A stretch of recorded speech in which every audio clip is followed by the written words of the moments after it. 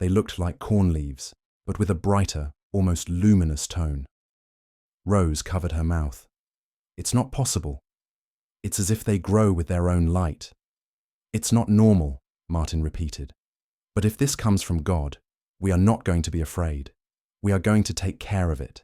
And so, without fully understanding what was happening, the family began to care for the ground as if it were a treasure, without knowing that these small plants were going to change their lives and that of the whole village. The day passed between care and wonder.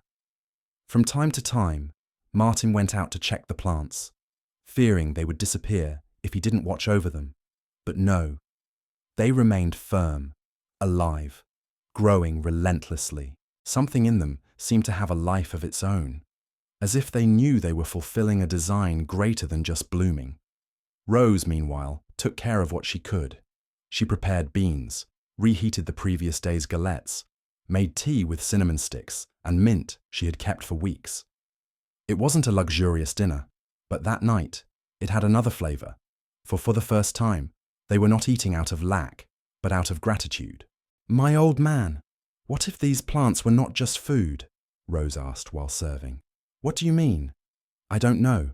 I feel they are different, as if they were the symbol of something else, as if God was telling us, I haven't brought you gifts, I've brought you a beginning." Martin remained pensive and answered in a low voice, "I don't know what will come after, but I know it's not a coincidence. They are doing something, and I'm not just talking about what's in the ground." That night, the four of them sat around the table, without candles, without a tablecloth, without decorations, but with something they hadn't felt in a long time: hope. Leah played with a piece of galette as if it were a flower. Lucas counted how many new plants had come out. Rose looked at her family as if she were trying to keep this moment forever. And Martin, his back curved but his soul upright, spoke.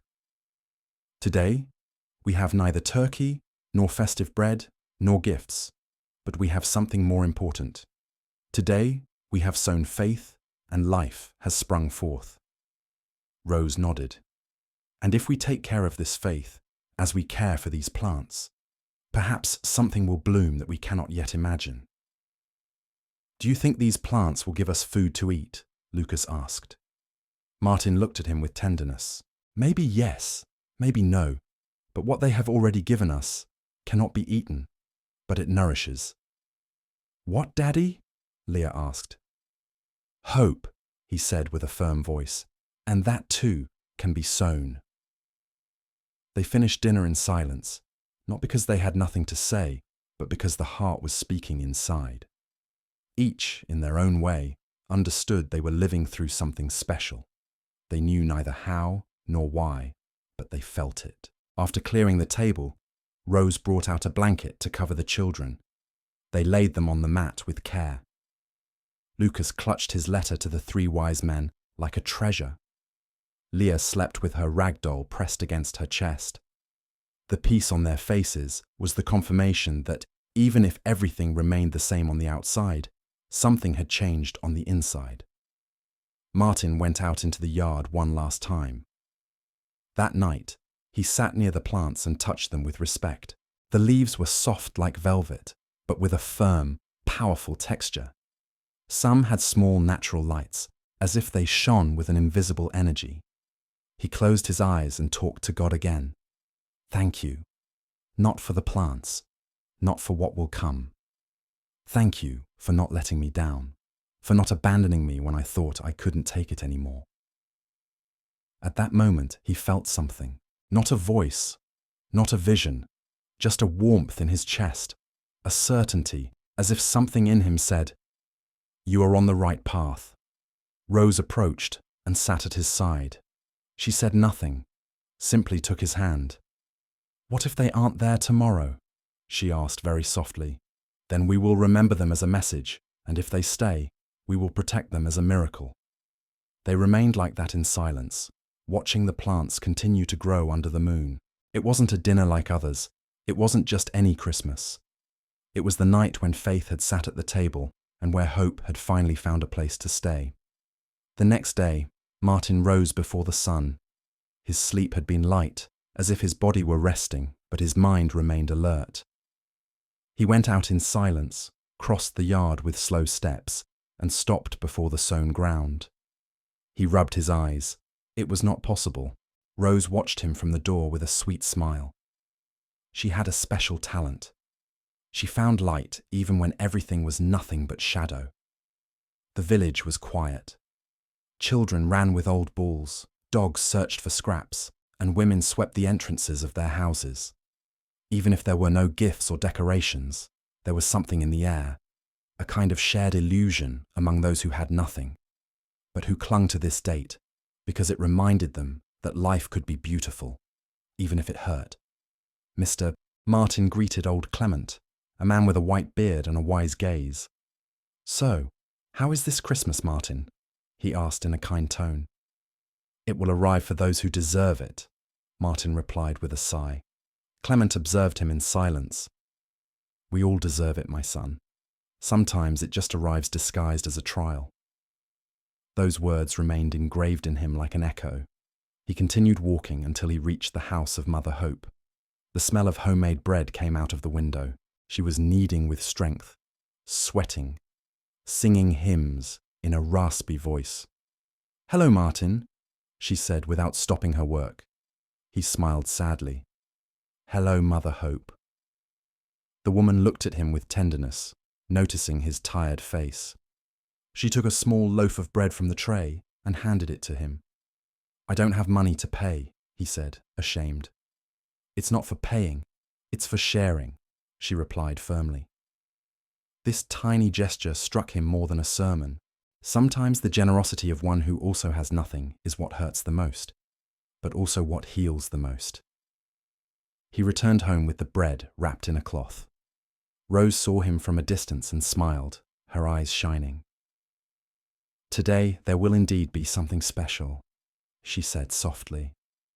As they ate the bread shared into 4, Lucas asked, "Daddy, why is Christmas so beautiful if it hurts so much?" Mr. Martin stopped. "Because it reminds us that what is important cannot be bought," he replied in a broken voice. Leah hugged him. Rose did too, without saying anything. In that embrace lay a truth. Poverty does not take away love, it only makes it stronger. That afternoon, as the sun fell behind the hills, Mr. Martin went out into the yard and sat on a stone. He observed his humble house, the laundry drying, the leafless tree. It was not the place he had dreamed of, but it was his home, and at that moment, something began to change in him. Perhaps Christmas didn't need to bring anything material to be miraculous. Perhaps the miracle was to continue struggling even when there was no obvious reason. And so, with a heart full of doubts and hope, he lifted his eyes to the sky. "God, if today you want to give us something, even small, we will receive it with gratitude." Rose heard him from the door without interrupting. She knew this prayer. It was the same one he had repeated all year long. "And you, what do you think of this situation? Do you believe that a blessing arrives just when the waiting is most painful?" Night began to fall. In the village, isolated laughter could be heard. In other houses there was chocolate, music, embraces. At Mr. Martin's, only silence, until suddenly 3 soft knocks were heard at the door. And there the miracle began. The 3 knocks at the door were not loud, but they were urgent. Rose stood up immediately. Mr. Martin hesitated for a few seconds. Who could it be at this hour? He opened it gently. Outside, under the faint glow of the moon, stood a man. His clothes were worn, he had a sack over his shoulder, and his eyes were filled with fatigue. He did not look dangerous, but rather lost. "Excuse me for the intrusion. Could you give me a glass of water?" he said in a raspy voice. Mr. Martin observed him. He carried nothing of value, no weapons, no suspicious attitude, only a face that told of long journeys. "Come in, sir. It's cold outside," Rose answered from the back of the room. The man entered with humility, thanked them with a nod of the head, and sat near the door. Mr. Martin gave him water in a tin cup, and Rose served some of the remaining broth. "It isn't much, she said with embarrassment. "It's more than I've received in days," he replied with sincere gratitude. For a few minutes, the family and the stranger shared that sacred space that is the table, however poor it might be. No one asked his name, and he asked for nothing more. He only ate in silence, looking from time to time at the children with a sweet smile. After dinner, Rose offered him a place to sleep near the hearth. "You will be warmer here than outside," she told him. The man did not object, lay down with his sack as a pillow, and closed his eyes almost immediately. Before sleeping, he whispered a phrase that remained floating in the air. "Sometimes, blessings arrive, disguised as fatigue." Mr. Martin looked at him in silence. Something about this man inspired respect, but also a slight fear, as if he carried something invisible with him. That night, Mr. Martin's sleep was restless. He dreamed of fire, of closed paths, of doors that wouldn't open, and in the middle of it all, a voice telling him, "What are you ready to do to change your fate?" He woke up in a sweat. It was dawn. He went out into the yard. He sat on the same stone as usual. He breathed deeply. The silence was so intense that he heard his own heart. And then he thought about it. He thought of a conversation he had heard a few days earlier between two men from the village. One of them spoke of Mr. Severe, a merchant who lent money in exchange for favors and eternal debts. Martin had always avoided him. He knew he was an unscrupulous man. But now he was thinking about it. "It would only be for this once," he whispered. "To give something to the children. If only for today." He knew where Mr. Severe lived. At this hour, he would still be awake. He could go there, ask for a loan, commit to working twice as much the following year. Anything so as not to spend another empty Christmas. He stood up, took a step, but before reaching the gate, he heard a slight noise in the house. It was Rose. She had come out too. She saw him, her face tense. "Where were you going, Martin?" He lowered his head. "Nowhere. I was only thinking." Rose approached, took his hand. "Don't put your conscience at risk for a dinner. It's for the children, for you. I know, but you have already given us the most important thing, your efforts. That, Martin, that nourishes too." They went back inside, and there near the hearth they saw something that surprised them. The stranger was no longer there. His place was empty, but on the floor there was something wrapped in a white handkerchief. Mr. Martin approached and opened it. Inside were 4 ancient silver coins and a handwritten note. "Thank you for not closing the door. Tonight, you were my inn." Martin looked at Rose. Rose looked at the children, and, for the first time in a long while, they smiled. But just as it seemed the blessing had arrived, another conflict began to form, because the next day, Mr. Martin found a letter under the door. It was from Mr. Severe. "I know you need money. I have an offer you won't refuse, but it comes at a price." And so, what had started as a miracle turned into a new temptation. Mr. Martin held the letter in his hands as if it were burning. The envelope had no signature, but everyone knew that dark ink and clumsy calligraphy were Mr. Severe's. The most feared man in the village didn't use physical violence. He used the despair of others, and that was more dangerous than any direct threat. "What does it say?" Rose asked from the table. Martin didn't answer. He tucked the letter into his pocket and took a sip of already cold coffee. "Are you going to go?" "I don't know," he said, his gaze lost in the void. The day before had been strange. The visit from the stranger, the silver coins, the note, everything seemed like it came out of a dream. But that dream was beginning to crumble.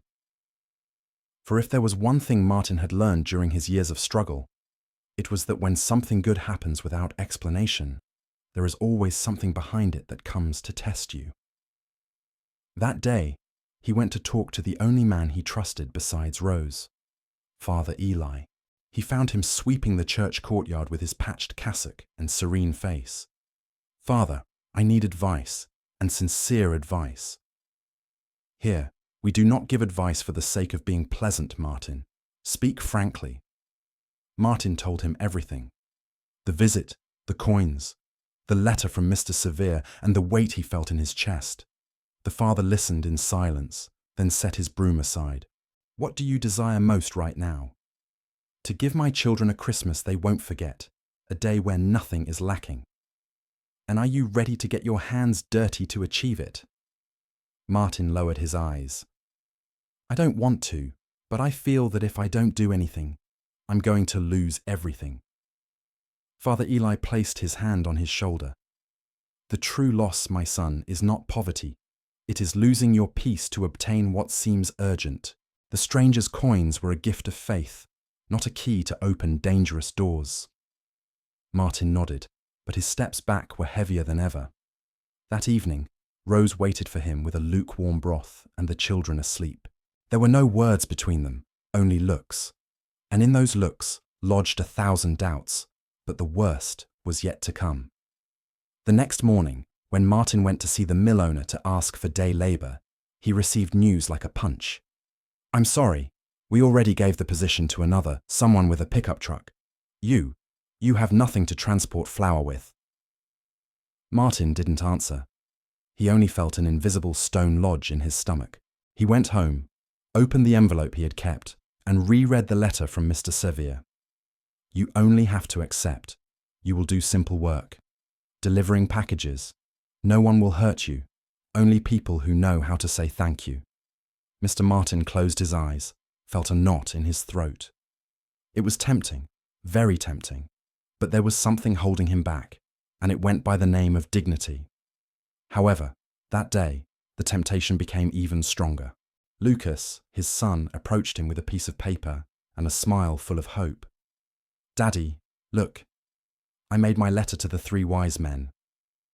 Martin took it carefully. It said, Dear 3 wise men, this year I don't want toys.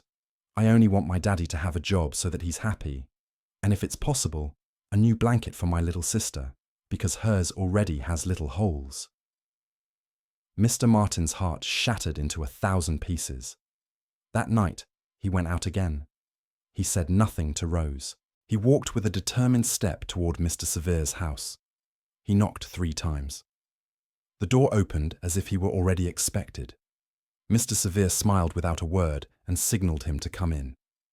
But right on the threshold, Martin stopped. He remembered Father Eli's voice. He remembered Rose's gaze. He remembered his son's letter, and without saying a single word, he turned around and left. The dream of offering them a grand Christmas had broken into 1,000 pieces, but at least his conscience was intact. What he didn't know was that this silent renunciation was about to open a much larger door. The dawn wind blew hard when Martin returned home. He had nothing in his pockets, no food, no gifts, not even the promise of a job. He carried only one certainty. He hadn't crossed that door. He hadn't sold himself. And though it hurt, it also brought peace. Rose slept in silence, embracing Leah. Lucas snored gently, covered by his old jacket. Mr. Martin stood at the bedroom door watching them. He thought of all he hadn't been able to give them this year. He thought of what he would have done without that little voice that had held him back in time. His conscience pushed him toward the yard. The sky was clear and the stars seemed closer than ever. He sat on the same stone as usual, the one that had become his refuge. He breathed deeply, and for the first time in a long while, he asked for nothing. He simply talked. God, I'm not going to lie to you. I'm tired. Everything hurts. The body, the soul, and even the hope. I don't understand why. Sometimes it seems that the more we struggle, the more the path closes. But if you are still there, if you still see me, I make you a promise. I will not stop trusting you, even if I don't understand, even if it hurts, even if life tells me no. He paused. The silence was so deep, he could hear the creaking of the wood of his own house. I don't ask you for money, nor luxury, nor great miracles. I only want the peace to continue, the strength not to fall. And if one day you decide to send us a blessing, I promise to use it well. Not just for me, but for my own, and for those who will need it. He wiped his eyes with his sleeve. He didn't want anyone to see him cry, not even the sky. But these tears were not tears of defeat. They were tears of surrender. For when one no longer expects anything, everything that arrives becomes sacred. At dawn, Rose woke up and found him asleep in the yard, his head resting on his knees. She laid a blanket over him without saying a word. She didn't judge him. She understood him. In her silence, there was love, patience, and that simple faith that doesn't cry out but sustains. This day of December 25th, Rose without gifts, without visitors, without big news, but also without arguments, without guilt, and without fear. And that, for a family like theirs, was already a victory. Rose prepared a chamomile infusion and served it in the same cups as usual. The children woke with the excitement of the innocent, not knowing there would be no toys. "It's Christmas today," Leah cried. "Let's do something special." Rose smiled and answered with tenderness. "Yes, my daughter, we are going to give thanks." And that is what they did. Gathered together, the four of them, hands interlaced, they said in low voices, "Thank you for life, for the little we have, for always being together." And just at that moment, while the heart was more full of gratitude than desire, someone knocked at the door again. Mr. Martin stood up, opened it cautiously, and saw no one. Only a package wrapped in canvas, leaning against the threshold. It was a canvas bag with a red bow. He took it cautiously. Inside, there was something he didn't understand. A closed wooden box, heavy, and a note stuck on the side that said, "What you have sown with faith now begins to bloom." Mr. Martin looked around. There was no one, not a shadow, not a sound, only the hill's light breeze and the creaking of branches. He went into the house and placed the box on the table. Rose approached with caution. They looked at it as if it hid a secret that couldn't be touched lightly. "Do we open it?" she asked. Martin nodded, but when they lifted the lid, they were left speechless. For inside, there was neither money, nor jewels, nor food. There were seeds, seeds of different sizes and colours, and one more note. "Plant them, water them with faith, and wait." Rose looked at him in silence. "And if it's another trial?" "Then we will go through it together," Martin replied. And without understanding anything, but with hearts beating fast, they knew that something was about to begin. The seeds lay on the table as if they were waiting for something. They didn't move, they didn't speak, but they had a weight that was not physical. Rose looked at them with suspicion, Martin with a mixture of respect and fear. No one understood anything, but both felt they must not ignore them. "What kind of seeds are these?" Rose whispered. "I don't know," he replied, "but they arrived after I talked to God." They didn't take long to decide. They took part of the dry ground behind the house, dug with their own hands, and one by one buried the grains in the earth. They didn't know if they were alive, if they served any purpose, or if they were even real, but they watered them with well water and with faith. That night, the air was warmer than usual. Mr. Martin could not sleep. He felt something stirring within him, as if his soul were restless, as if his body knew that something invisible was moving in the depths. And then, in the middle of this insomnia, he got up and went out into the yard. He was there, leaning against the trunk of the dry tree that no one had ever cut down, as if he knew someone would come. The stranger, the same one who, weeks before, had arrived asking for water, the one who had disappeared without explanation, the one who had left the coins. Mr. Martin froze, his heart accelerated. He was not afraid, but he felt a strange reverence. "You came back," he said. "I never left," the man replied in a quiet voice. "I only waited until your heart was ready." Martin watched him without understanding. The man carried no sack, had no dust on his clothes. He didn't seem tired either. There was a light in his eyes that was hard to describe. "What are these seeds?" "They are opportunities," said the stranger. "But they don't grow with water. They grow with purpose." "And why me?" Martin asked. "I'm nobody, just a peasant." "Precisely for that reason. Because those who believe they have nothing are the only ones capable of receiving everything with gratitude." Martin took a step forward. "Who are you?" The man smiled. "Only someone who also needed help once, and who received it. Now it's my turn to pass it on." At that moment, Rose appeared at the door. She saw him talking alone. "Who are you talking to, my old man?" Martin turned to her, then looked back toward the tree. There was no one there anymore. "Are you all right?" Rose asked, worried. Yes, he answered, though internally he felt that something sacred had just happened. "Was it the same man?" "I think so. Or maybe it was a dream." "What did he say to you?" Martin hesitated, then whispered, "That what we planted will bloom if we do it with purpose." Rose remained silent. She didn't ask for more. She simply approached and embraced him. That night, the sky was clear, and just before dawn, Martin went out once more into the yard. He didn't expect to see anything, but as he approached the sown ground, he stopped short. There, where the day before there was only earth, green shoots were pointing up, fresh, small, but very much alive. "Rose, come see this." She came running out. The children too.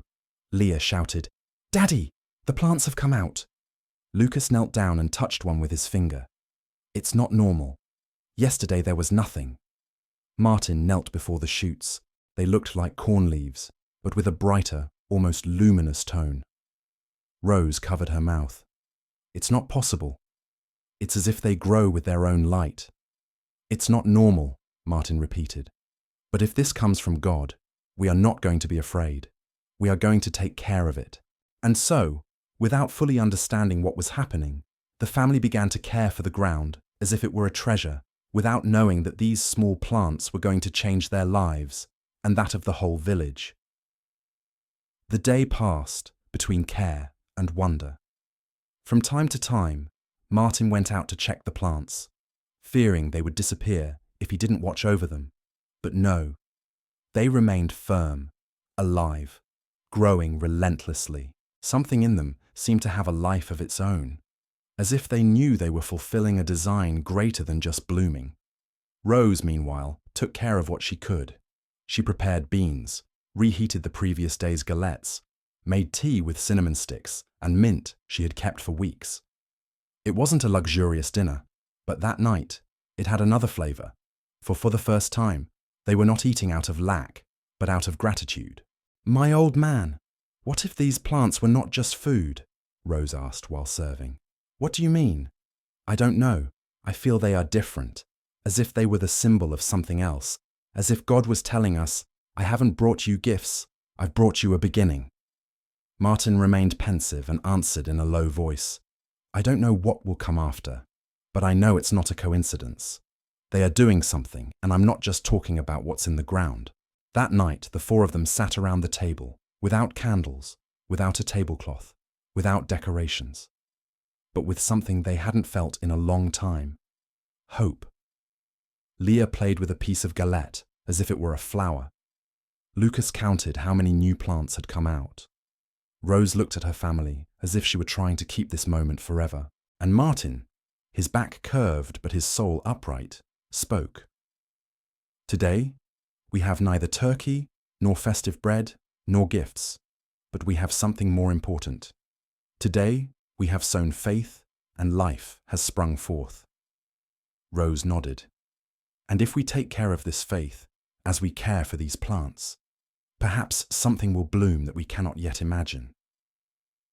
"Do you think these plants will give us food to eat?" Lucas asked. Martin looked at him with tenderness. "Maybe yes, maybe no, but what they have already given us cannot be eaten, but it nourishes." "What, Daddy?"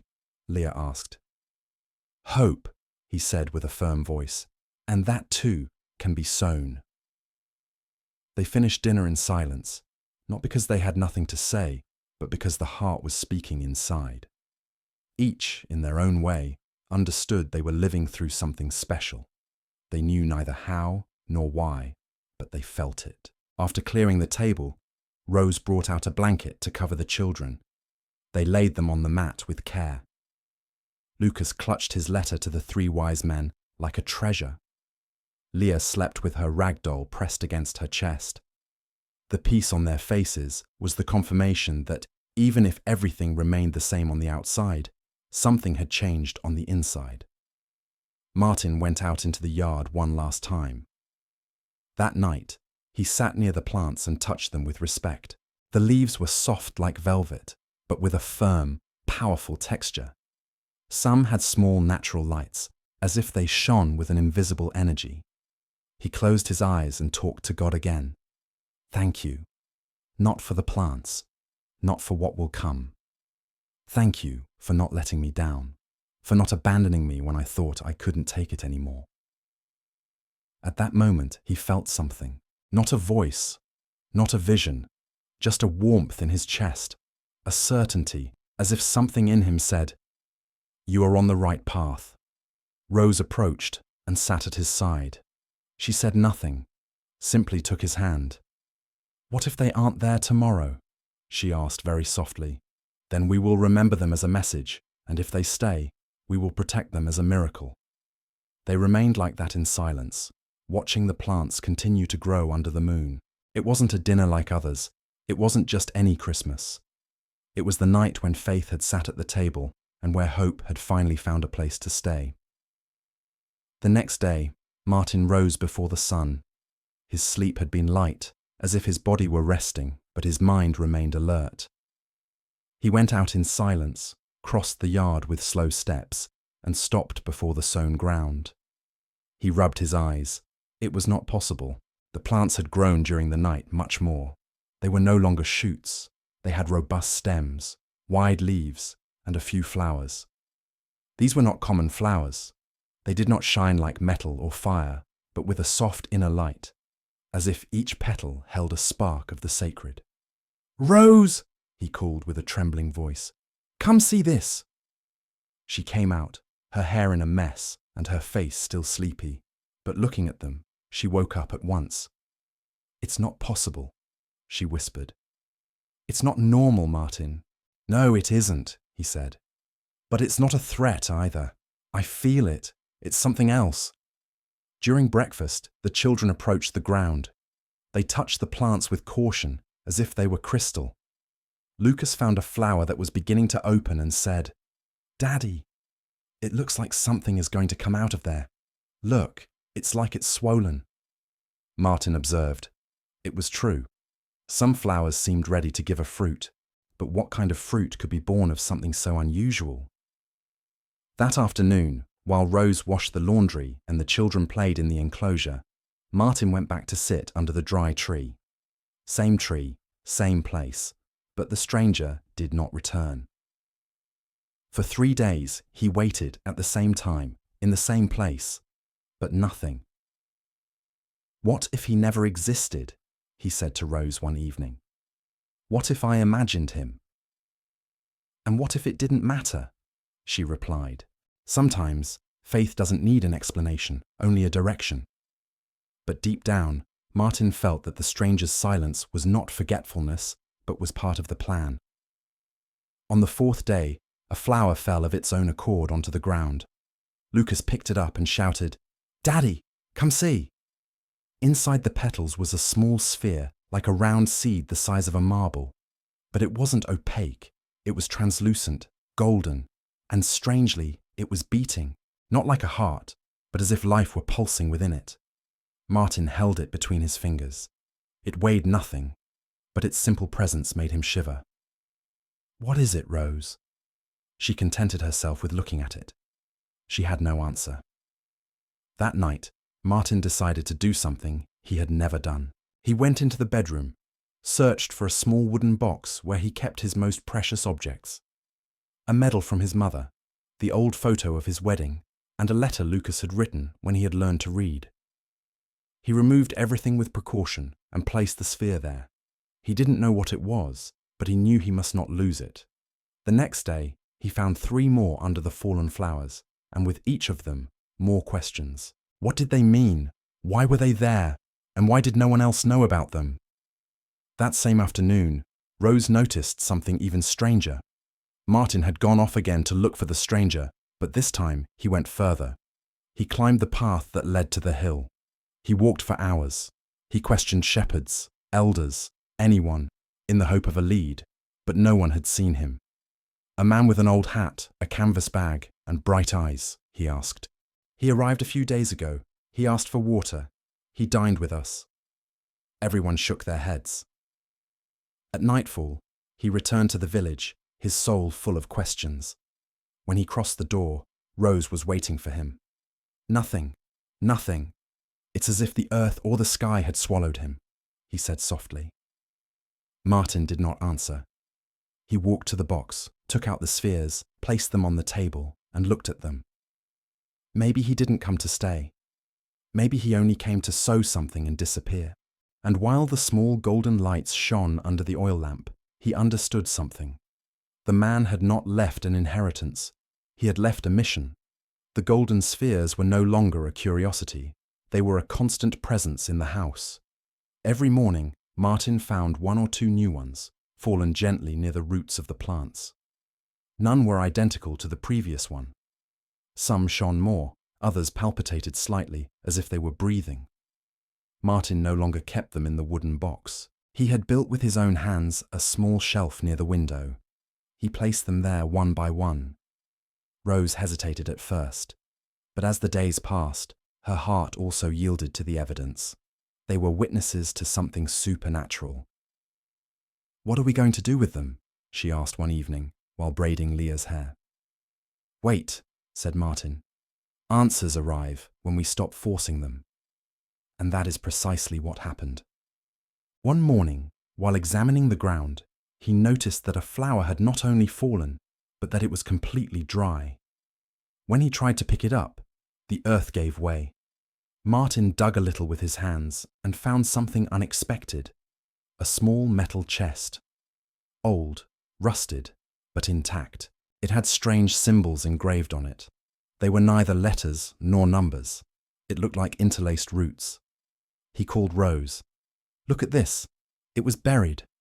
"Yes, right under the biggest flower." They took it inside and placed it on the table. Martin's heart beat fast. It wasn't fear. It was reverence.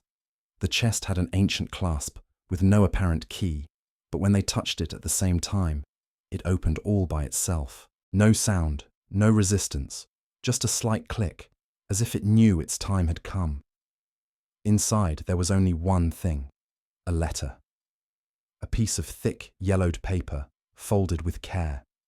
There was no signature or date, but the words were written with an ink that looked like ink but didn't smudge, as if the message were printed into the very fibre of the paper. Martin read aloud.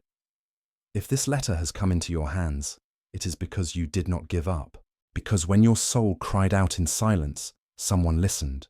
I am not who I seem to be. I am a bridge, a messenger. The seeds were not a gift. They were a mirror. They showed you what was already in you. Every flower that has sprung forth did so because something in you blossomed first. Every sphere was born from the fruit of your faith. Fear nothing. Do not rush. When the moment comes, you will know what to do with what you have received. But never forget this: what shines is not gold. It is the heart that knew how to wait without despairing." The silence in the house was absolute. Rose couldn't prevent her eyes from getting wet. "Martin, this letter talks about you. It doesn't just talk about us, because if a plant is born with water, this one was born with love. And here, there is no miracle that hasn't first cost us a tear." They put the letter away with care, no longer in the old box, but in a new place. A cloth pouch that Rose sewed that afternoon with scraps of old clothes. They placed it at the center of the shelf, near the spheres, as a reminder. Not much was said that day. It wasn't necessary. Sometimes when the soul is full, words are an encumbrance. Lucas and Leah continued to play, running among the plants, touching the leaves as if they were magic toys.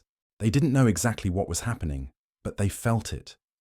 And Martin, for the first time in years, allowed himself something he hadn't done even during his best days as a worker: to dream. He dreamed of using these spheres for something larger than his house. He dreamed of sharing them. He dreamed of seeing the village smile again. But he also knew that dreams bring decisions, for what had started as an intimate miracle was about to become a public responsibility. And Martin's heart was going to have to choose between hiding or sowing in others what one night had been sown in him. The night the chest and letter appeared marked a before and after for Martin. But not just for him, for Rose, for his children, and for the whole village. The murmur began, soft as the wind. Someone saw the plants in his yard. Another heard that these golden spheres had appeared without explanation, and little by little, many began to approach, some with fear, others out of curiosity, others still with hope. Martin opened his door one morning and found the lady from the mill with her white apron. "They say your plants," she began in a low voice, "that they aren't common, that they bring something good." Martin invited her in with respect and calm. He showed her the ancient seed, the green shoots, the soft flowers that shone in the sun, and a few spheres arranged on the window shelf. The lady remained silent. Then she said with a trembling voice, "I have nothing, but if it's real, can I offer my help?" And that is how it began. She brought some old flour. Another neighbour brought beans. Another brought a few candles. Young people brought clean water from the hill well, and little by little, humility turned into community. Legs tired from walking to the house across the street became lighter. Doors opened again. Gazes ceased to be suspicious and became solitary. Martin, his eyes fixed on the spheres, understood that what he had received was not just for his home, but for many people. He shared bread and tea with those who arrived. He invited the village children to approach, allowed them to touch the plants, let them play among the shoots. Lucas and Leah no longer ran alone in the yard. They ran with other children, laughing and shouting. And while this happened, something deep changed in the air. The wooden houses stopped swaying with the wind, stopped creaking. They began to feel secure. One afternoon, a small meeting was organized in the village square. It wasn't large. There were no lights, no sound system, no luxury, just a circle of broken chairs, an old table, and a lantern. Mr. Martin stood up. In his hands, he held a golden sphere, the brightest he had ever seen. In a firm voice, he spoke. "Tonight, I bring you neither gold nor empty promises. I bring you something more precious, hope. This didn't start with me. It started with you, with every hand reached out to help, with every heart that believed when it was logical to doubt. This," he said, holding up the sphere, "is the proof of what happens when someone decides not to give up, when someone decides to believe. But I don't want to keep it for myself. I want every family here to receive at least one. Keep it not as wealth, but as a reminder." A murmur ran through the circle. Some wept. Others looked at the ground. Someone asked, "And if they serve no purpose?" Another, "And if someone steals them?" But Martin raised his voice again. "The value of these spheres does not come from what they are, but from what they represent. It isn't a prize, it's a promise. The promise that even in the hardest moments, life can take a turn. And that turn we have decided to share." The distribution was simple. Each family left the square with a sphere wrapped in a cloth, with respect and a knot of faith. And when everyone lit their candle that night, the lights illuminated more than roofs. They illuminated hearts. The village ceased to be a collection of isolated houses. It became a community united by what had been born in silence in the yard of a humble man. Rose observed, her eyes tearful. Her children slept that night as never before, and Martin, for the first time in months, allowed himself to close his eyes without anguish, for he knew it wasn't about saving a year, but about saving lives. And while the wind stopped being a complaint to become a song, the earth, dry, naked, forgotten, began to feel fertile, for there was something new growing there. Not just plants, not just seeds, but a shared faith, a solidarity, a living hope. It was the village's rebirth, and although no one knew what would come next, they all felt in their skin, in their chests, in their souls, that they were fulfilling something great. Since that night when the village had received its golden spheres, nothing was ever the same again. At dawn, the air brought something new: calm conversations, respectful looks, hands that shook without asking for anything in return. To many, these spheres were only strange and precious objects, but for the village families, they became symbols of hope, faith, and community. Martin walked down the main street with Rose at his side. He saw neighbors who once ignored him. Now, they greeted him with gratitude. "How are you?" they asked. He answered with a peaceful smile, for he knew that what flourished was not just in the ground, it was in hearts. One morning, Leah went to the improvised school that the neighbors had founded in the village's old empty warehouse. They had neither new books nor shiny desks, but there were laughter, curiosity, and the desire to learn. Lucas helped gather stones to fix up the yard, while other children planted small flowers around the room. This scene made Martin cry inside. He had seen hunger, sadness, despair, and now he saw the desire to live, to grow, to dream. That afternoon, Rose prepared galettes, beans, and café au lait in her old kitchen. She invited Widow Claire, a neighbor who suffered alone, to come in. Claire entered without pretension, her gaze low, but when she saw that simple table shared, with warm galettes and freshly prepared bread, her eyes shone. "It has been months since I have felt a dinner like this," she said in a broken voice. The children brought small chairs, and together they prayed before eating. There was no luxury, no music, but there was gratitude, the kind that transforms souls. Every night, in different houses of the village, spheres hung from threads of cloth or ropes above doors or windows. One day, without announcement, a village woman arrived with a letter. It was handwritten in trembling script. It said, "Thank you for giving us back our dignity. Thank you for teaching us that what is important does not live in the wallet, but in the heart." At the end of the letter, there were signatures, more than 15 families, some anonymous, others with names, but all full of gratitude. Martin put this letter near the one from the chest on his shelf. Every time he read it, he felt a knot in his throat. The following nights, the village transformed slowly. Where once there were closed doors, there were now open windows sharing light. Lucas helped with the first class of the small improvised school, teaching some children to read with the letter his father kept. Leah went out into the yard and watered the small flowers around the house as if she were tending to the miracle. And Mr. Martin himself no longer saw the spheres as objects. He saw them as bridges. Bridges to a different future, a different life, with less luxury perhaps, but with more soul. The abundance the village had discovered did not lie in what was accumulated. It lay in what was given, in what was shared, in what was sown with faith. And while the stars shone in the black sky, in every house, something that sounded like a whisper was heard. "Thank you. Thank you for believing. Thank you for giving us back hope. Thank you for teaching us that even in the coldest night, the warmth of the heart can set an entire village ablaze." Weeks passed since that Christmas that had changed everything, but for the village inhabitants, every dawn felt like the first day of something new. The golden spheres still hung from doors, windows, in humble kitchens, like discreet reminders that faith, when cultivated, blooms in silence. One clear morning, Martin went out into the yard with Rose. The plants, which at first seemed strange, now formed a small vegetable garden. Green leaves, firm stems, branches offering shade.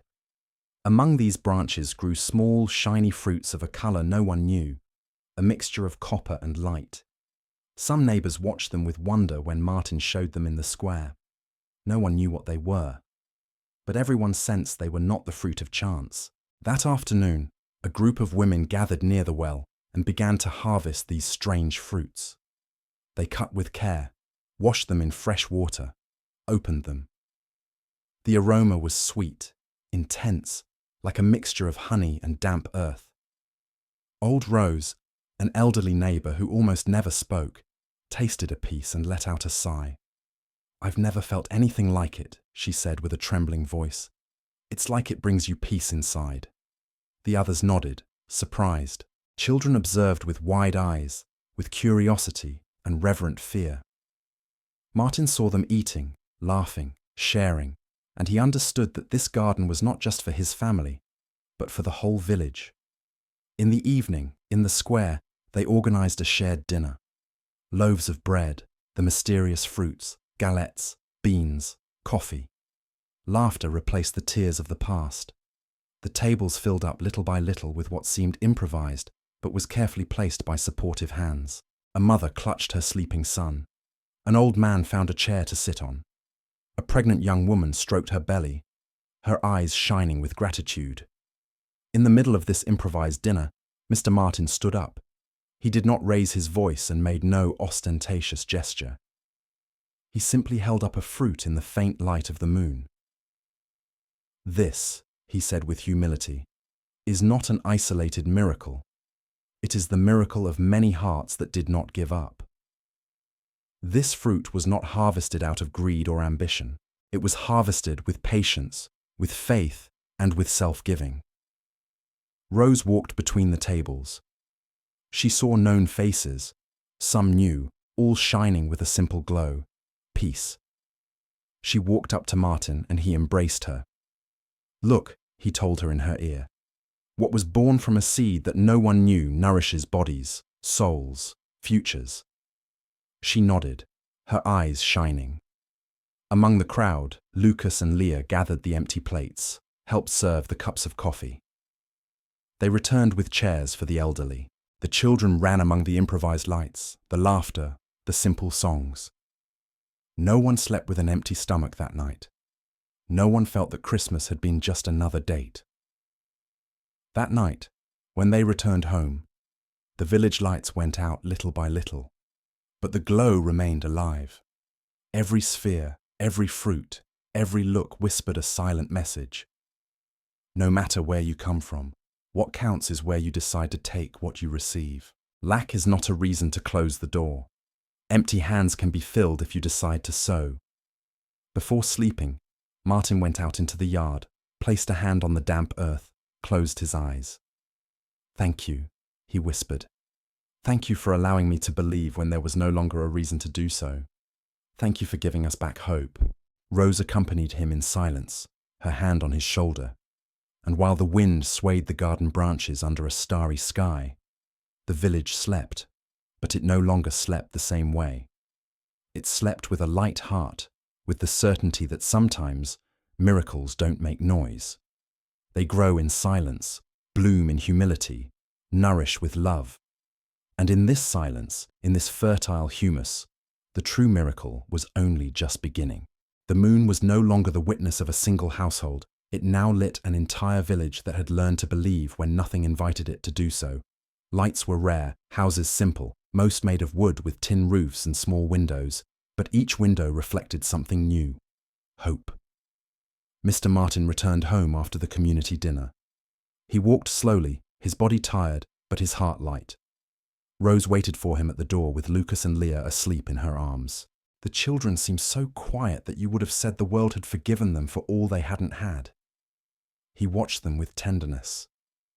He felt he had no physical riches in his hands, but that he carried something infinitely more precious: a new beginning. Rose went out into the yard. The stars shone, the wind blew softly, the crickets sang, and the garden offered shade, life, fruit. Everything looked like a miracle, but for them it was no longer astonishment. It was home. Faith had passed from a fragile dream to a concrete reality. "Sometimes," Martin said in a low voice, "we believe what we need is big, a big job, a big check, a big miracle. But we have seen that greatness is not always measured in coins. Sometimes, greatness is a heart that does not close, a man who does not run away, a family that does not give up." and a community that decides to believe together, she added. Thus, the village ceased to be composed only of neighbors. It became a family. Lucas and Leah appeared gently, their eyes shining with sleep. "Daddy, is everything all right?" Leah asked in her sweet little voice. "Yes, my daughter," he answered with tenderness. "Everything is all right. Better than all right. We are alive. We are together. That is enough." And in that embrace, under the silent night, they understood that the true blessing does not arrive wrapped in luxury, but in humility. That abundance is not counted in what one possesses, but in what one gives. That the real value is not in what shines, but in what remains. Meanwhile, in the village, the houses slept, but in each of them, a faint glow remained lit.